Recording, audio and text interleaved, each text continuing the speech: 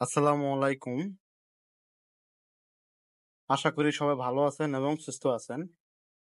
যারা আমার ওয়েবসাইটে অ্যাকাউন্ট রেজিস্টার করেছেন বা অ্যাকাউন্ট খুলতে চাচ্ছেন নতুন করে, তাদের জন্য এই ভিডিওটি।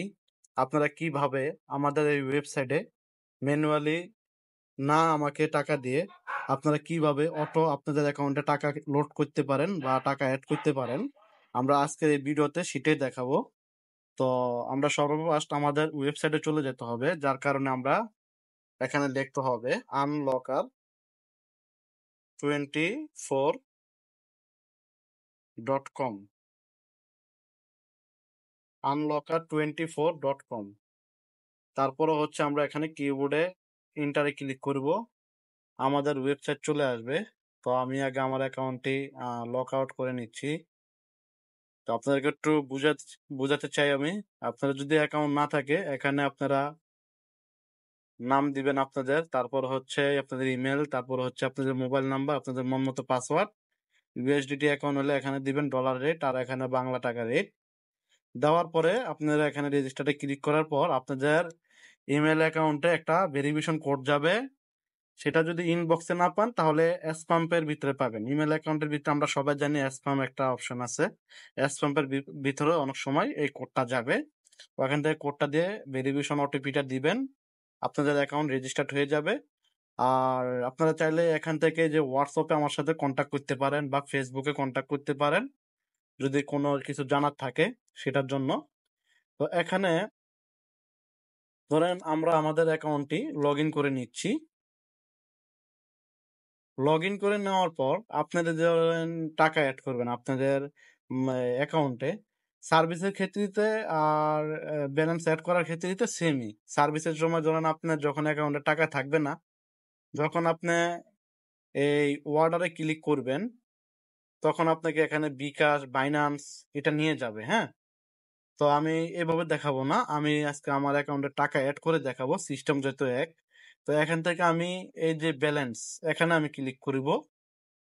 তারপরে হচ্ছে ধরেন আপনি কত টাকা লোড করতে চাচ্ছেন, ঠিক আছে। তো এখানে আপনার অ্যামাউন্টটা দিবেন, যেমন আমি ধরেন 50 টাকা লোড করতে চাচ্ছি।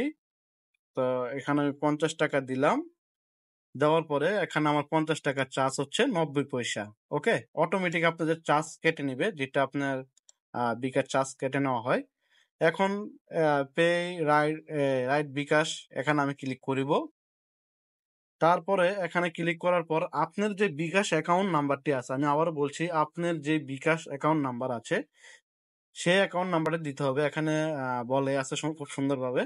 তো আমরা আমাদের যে বিকাশ অ্যাকাউন্ট আছে পার্সোনাল, সেই বিকাশ অ্যাকাউন্টটি আমরা নাম্বারটি এখানে টাইপ করব। এখানে অ্যাকাউন্টটি টাইপ করার পরে তারপরে হচ্ছে আমাদের কনফার্মে ক্লিক করতে হবে। আমাদের মোবাইলে যে সিমটি আছে, মানে যে বিকাশটি আছে, এটাতে একটা ওটিপি কোড আসবে। এই কোডটি আমরা এখানে লিখতে হবে। তো কোডটি আমি লিখে দিচ্ছি।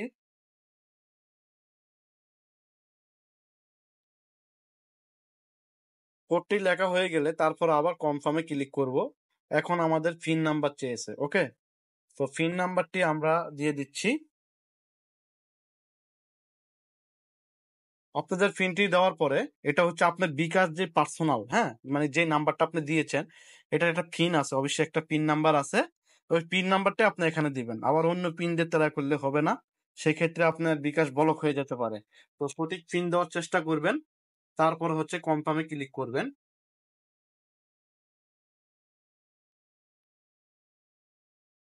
কয়েক সেকেন্ডের ভিতরে আমাদের মার্চেন্টে টাকা লোড হয়ে যাবে। আপনি 50 টাকা 90 পয়সা পেমেন্ট পেয়েছেন।